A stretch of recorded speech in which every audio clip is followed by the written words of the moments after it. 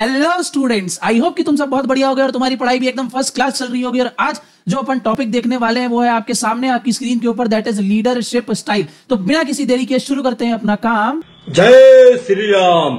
Okay, तो आपके सामने दिख रहा होगा भैया हमारा आज का topic, that is leadership style, और एक प्यारा प्यारा सा चार्ट जो कि बता रहा है स्टाइल्स ऑफ लीडरशिप। तो लीडरशिप के 4 स्टाइल्स होते हैं, दैट इज पहला है अपना बेस्ड ऑन अथॉरिटी, दूसरा है बेस्ड ऑन लीडरशिप क्वांटिनम, तीसरा है अपना मैनेजरियल ग्रिड, और चौथा है अपना लिंकट्स सिस्टम ऑफ मैनेजमेंट। तो टोटल 4 स्टाइल्स हैं लीडरशिप के जो अपने को देखना है, जिसमें से आज अपन देखने वाले हैं leadership style based on authority. बाकी सारे जो भी आपको दिख रहे हैं लीडरशिप स्टाइल, उसके लिए डेडिकेटेड वीडियो आते रहेंगी चैनल में। तो make sure you like and subscribe our channel, और अपने दोस्तों के साथ भी शेयर करना मत भूलना। खैर एनीवेज, टॉपिक पे अपन वापस आते हैं। तो जैसा कि मैंने बताया, आज अपन देखने वाले हैं leadership style based on authority. ये रहा leadership style based on authority. तो अथॉरिटी के बेसिस पे टोटल 3 टाइप्स इसके अंदर अपने को देखने को मिलते हैं। सर वो 3 टाइप्स कौन कौन से हैं? पहला है ऑटोक्रेटिक, दूसरा है डेमोक्रेटिक, और तीसरा है फ्री रेन। सर ये सुना हुआ लग रहा है, क्या ये वही है जो हमने क्लास 12th में बिजनेस स्टडीज में चैप्टर नंबर 7 डायरेक्टिंग में लीडरशिप टॉपिक के अंदर देखा था, टाइप्स ऑफ लीडरशिप? तो बिल्कुल सही है, वही सेम कॉन्सेप्ट है। तो हमको बस यहाँ पे रिवाइज करना है। बाकी जो आपको अलग स्टाइल दिख रहे हैं लीडरशिप के, ये देखो, ये क्वांटिनम वाला, मैनेजरियल ग्रिड और लिंकट सिस्टम, ये आप लोगों ने नहीं देखा है।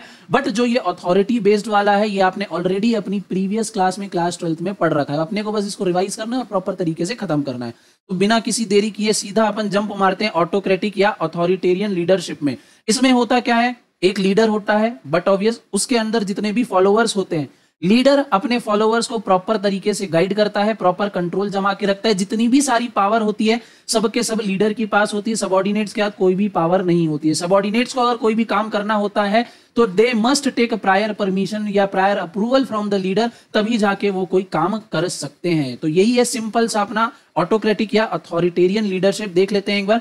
N autocratic leader exercise complete control. देखो मैंने क्या बोला, कंप्लीट कंट्रोल किसके पास होगा? लीडर के पास होगा। सबऑर्डिनेट के पास कोई भी पावर नहीं होगी। Complete control over the subordinates, he centralizes power in himself and take all decision without consulting the subordinates. Subordinate से बिना पूछे, बिना उनकी ओपिनियन जाने वो जो भी डिसीजन है ले लेगा।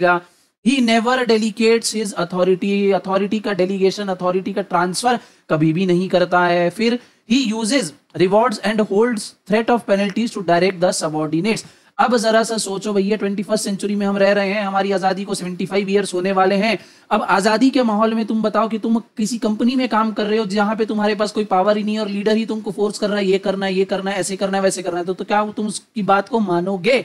नहीं मानोगे। बट मानना पड़ेगा। मानना क्यों पड़ेगा? क्योंकि वो तुम्हारा लीडर है, उसके पास पूरी राइट है तुमको रिवॉर्ड देने की, साथ ही साथ तुमको पनिशमेंट यानी पेनल्टी लगाने की भी। वो तुमको डराएगा या मोटिवेट करेगा कि भैया काम कर ले, तेरे को रिवॉर्ड दूंगा, या काम नहीं करेगा तो तेरे को पनिशमेंट दूंगा। तो आपको मजबूरी में ही सही बट काम करना पड़ेगा। इस स्टाइल को क्या बोलते हैं? ऑटोक्रेटिक या अथॉरिटेरियन लीडरशिप। क्लियर है?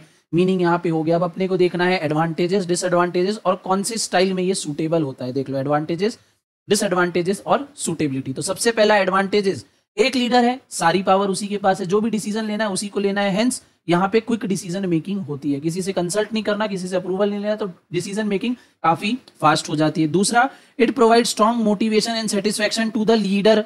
लीडर को ये जो है मोटिवेट करता है, बट वहीं पे उसका डिसएडवांटेज क्या है कि ये सबऑर्डिनेट्स को डिमोटिवेट करता है। देखेंगे आगे। नेक्स्ट है, less competent subordinates are needed at lower level. ठीक है, जब भी कभी लेस कॉम्पिटेंट सबऑर्डिनेट्स है, सबऑर्डिनेट्स उतने स्किल नहीं है, खुद से डिसीजन नहीं ले सकते, तब अपने को क्या है, ऑटोक्रेटिक बहुत ज्यादा फायदेमंद साबित होता है। क्यों? क्योंकि जो एक्सपीरियंस लीडर उनको गाइड कर रहा है, उसके डिसीजन कभी भी रॉन्ग नहीं होंगे और सबऑर्डिनेट को भी उनका फायदा मिलेगा। आगे, the style may yield positive result when speed is required. जब हमको स्पीड से काम करना है, deadline is very close and we have to deliver the target, या हमको कस्टमर को वो चीज देनी है जो वो डिमांड कर रहा है with in a short span of time, तब ऑटोक्रेटिक लीडरशिप हमको चाहिए होती है। बेस्ट तरीके से काम करती है क्योंकि टाइम कम है, डिसीजन लेने पे, अप्रूवल देने में हम ज्यादा टाइम वेस्ट नहीं कर सकते हैं। तो ये थे एडवांटेजेस ऑफ ऑटोक्रेटिक और authoritarian leadership. Let us now see the disadvantages. सबसे पहला, एक तो वैसे ही मैंने आपको बता दिया कि इसमें जो सबऑर्डिनेट्स है डिमोटिवेटेड रहते हैं। फिर autocratic leadership style leads to frustration, low morale and conflict among subordinates. Okay, subordinates tend to responsibility and initiative, जब सबॉर्डिनेट की सुनी ही नहीं जाएगी तो वो आगे बढ़ के कोई अपना ओपिनियन शेयर नहीं करेंगे, कोई नया इनिशिएटिव लेंगे ही नहीं। तीसरा, फुल पोटेंशियल ऑफ जो सबॉर्डिनेट है, उनके जो क्रिएटिव आइडिया है वो यूटिलाइज नहीं होंगे बिकॉज लीडर उनकी सुनता ही नहीं है। नेक्स्ट है, organisational continuity is threatened in the absence of leader because a subordinate gets no opportunity for development. अगर मान लो किसी दिन लीडर नहीं आया तो सबॉर्डिनेट्स कैसे काम करेंगे, उनको हर चीज के लिए अप्रूवल की जरूरत होती है, बट लीडर तो आज ऑफिस आए नहीं, काम कैसे चलेगा। काम की सारी नॉलेज, इन डेप्थ नॉलेज किसको है, लीडर को है, सबॉर्डिनेट्स उतने ज्यादा स्किल्ड और एक्सपीरियंस नहीं है, तो काम कैसे होगा। तो उस सिचुएशन में बहुत ज्यादा गड़बड़ होने के चांसेस रहते हैं, तो ये भी एक डिसएडवांटेज निकल के आता है ऑटोक्रेटिक लीडरशिप का।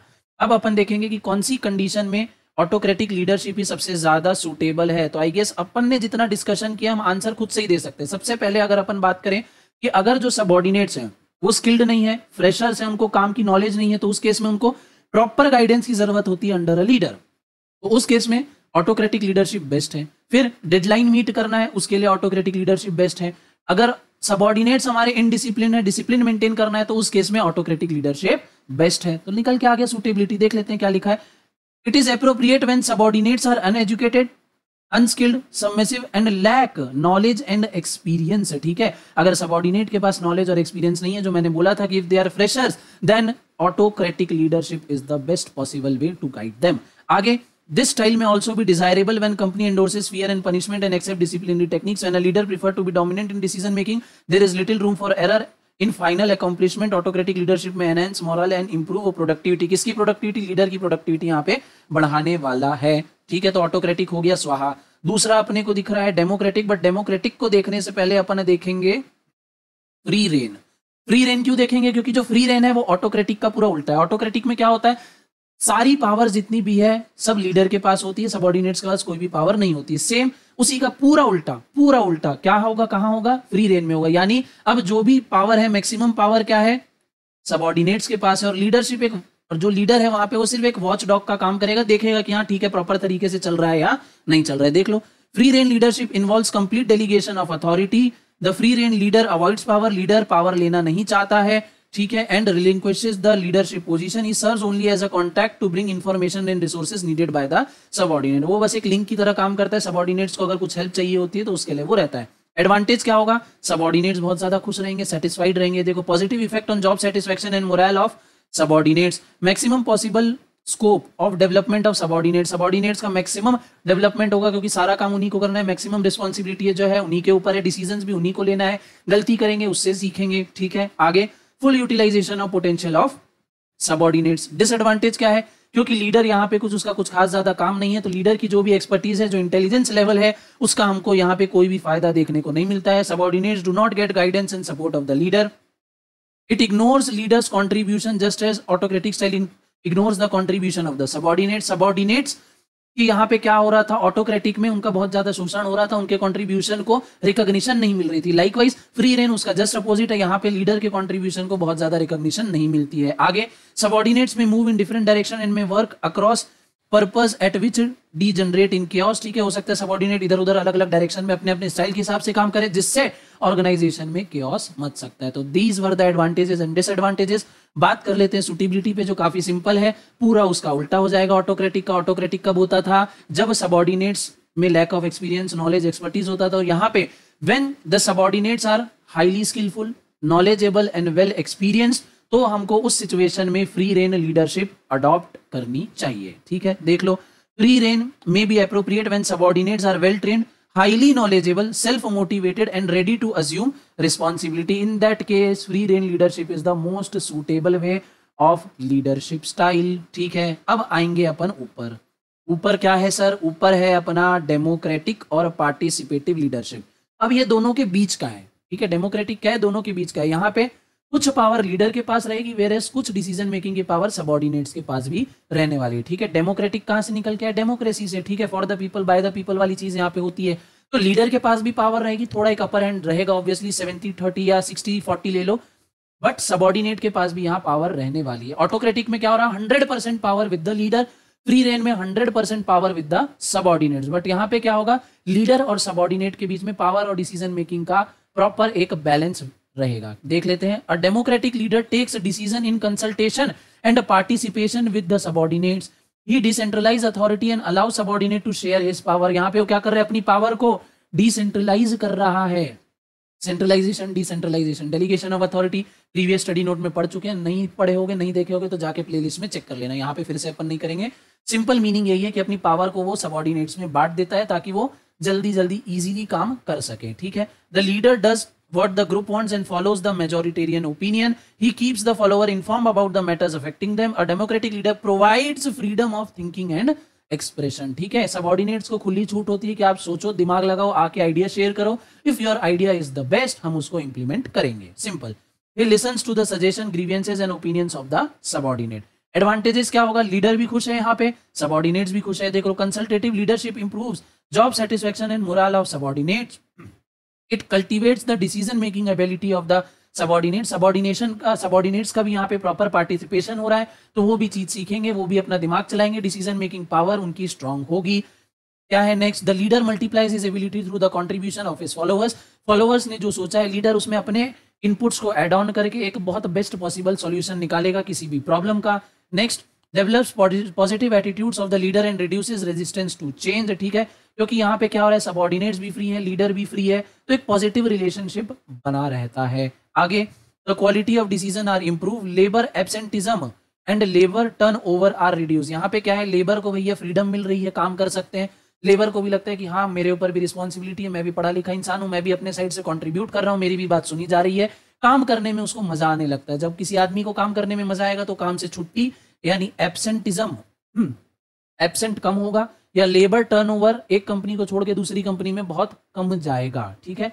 डिसएडवांटेज क्या है, थोड़ा टाइम कंज्यूमिंग है, क्योंकि यहाँ पे अपने को प्रॉपर डिस्कशन करना है, ब्रेनस्टॉर्मिंग करनी है, तो यहाँ पे क्या होगा, थोड़ा टाइम लगेगा as comparison to autocratic style of leadership. Second, positive result जरूरी नहीं है कि आए, क्योंकि सबऑर्डिनेट्स और लीडर के बीच में यहाँ पे इंटरेक्शन होना है, तो कई बार हो सकता है सबऑर्डिनेट डोमिनेट कर दे लीडर को, तो गड़बड़ हो सकती है। फिर over a period of time subordinate may develop a habit of expecting to be consultant. Consultation may be interpreted as a sign of incompetence on the part of the leader to deal with the problems, ठीक है। Next, it may be used as means of passing the buck to the others and abdicating responsibility। भैया धीरे धीरे से ऐसा हो सकता है कि लीडर धीरे धीरे करके अपनी रिस्पॉन्सिबिलिटी छोड़ते जाए और उसको सबऑर्डिनेट्स को देते जाए, ठीक है, और जब काम गड़बड़ होगा तो ब्लेम गेम वो डाल देगा सबऑर्डिनेट्स पे।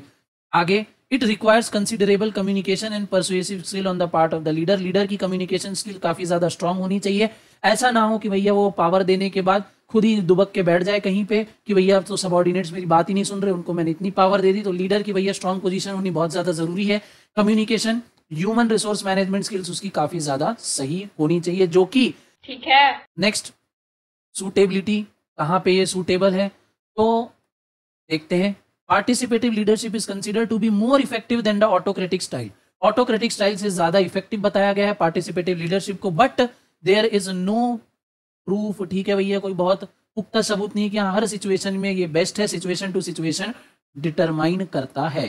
Consultative style is more compatible with prevailing value system which favors freedom expression and independent thinking. The choice of leadership style depends upon the immediate goal of the subordinate. If immediate goal is to increase productivity or subordinate have low need for anything, autocratic style may be prefer। क्या बोल रहा है, current गोल क्या है, subordinates की thinking क्या है, उसमें भी डिपेंड करता है। सबऑर्डिनेट्स अगर बहुत ज्यादा फ्रीडम नहीं चाहते हैं, उनको लगता है कि नहीं हमको गाइड करने वाला ऊपर टाइम टू टाइम चाहिए, तब ऑटोक्रेटिक में जा सकते हैं। सबऑर्डिनेट्स अगर केपेबल है, वो चाहते हैं कि थोड़ी सी रिस्पॉन्सिबिलिटी वो भी उठाएं, ठीक है, गोल हमारा दूर है, काम अगर बीच में बिगड़ता है तो ट्रैक पे टाइम से आ जाएगा, तो उस केस में अपन क्या है, डेमोक्रेटिक चूज कर सकते हैं। आगे, but when the goal is job satisfaction and employees have high need of independence. Employee को हाई नीड है इंडिपेंडेंस की, जॉब सेटिस्फैक्शन उनका गोल है, वो नहीं चाहते कि उनके ऊपर कोई भी हो, तो डेमोक्रेटिक स्टाइल में भी मोर इफेक्टिव। डेमोक्रेटिक स्टाइल क्या है, मोर इफेक्टिव हो जाएगा as a comparison to autocratic style, ठीक है। अगर एम्प्लॉयज को थोड़ी ज्यादा इंडिपेंडेंस चाहिए, तब क्या है, डेमोक्रेटिक ज्यादा सूटेबल है। अगर इंप्लॉइज को इंडिपेंडेंस थोड़ी कम चाहिए, ठीक है, अगर उनको लगता है कि उनको गाइडेंस की जरूरत है, वो अभी केपेबल नहीं है डिसीजन लेने के, तो ऑटोक्रेटिक बेस्ट रहेगा। Democratic style also is also appropriate when subordinates have accepted the goals of the organization and leader really wants to share decision making with the subordinates, ठीक है, बहुत ही काफी सिंपल यहाँ पे बोल रहा है कि जब सबऑर्डिनेट्स भी मान ले कि ठीक है डेमोक्रेटिक हमारे लिए बेस्ट है, डिसीजन मेकिंग का हक लीडर को भी उतना ही है, लीडर की हमको जरूरत है, तब डेमोक्रेटिक स्टाइल हमको अपनाना चाहिए। सिंपल। तो ये था अपना leadership style based on authority. इसके अंदर अपन ने 3 टाइप देखे हैं, क्या क्या। सबसे पहला ऑटोक्रेटिक, जहां सारी पावर क्या है लीडर के पास है, लीडर डायरेक्ट करता है सबऑर्डिनेट को आपको क्या करना है। फिर जब लीडर और सबऑर्डिनेट्स के पास इक्वल पावर रहे या ऑलमोस्ट इक्वल पावर रहे, दोनों के बीच में डिस्कशन हो, ठीक है, what do you think we should do वाली चीजें हो, तब हमको डेमोक्रेटिक स्टाइल होता है वो। और जब जहां पूरी पावर सबऑर्डिनेट्स के पास हो, डू दिस और that as you seems fit, तो ये क्या है, फ्री रेन लीडरशिप स्टाइल होता है। क्लियर है?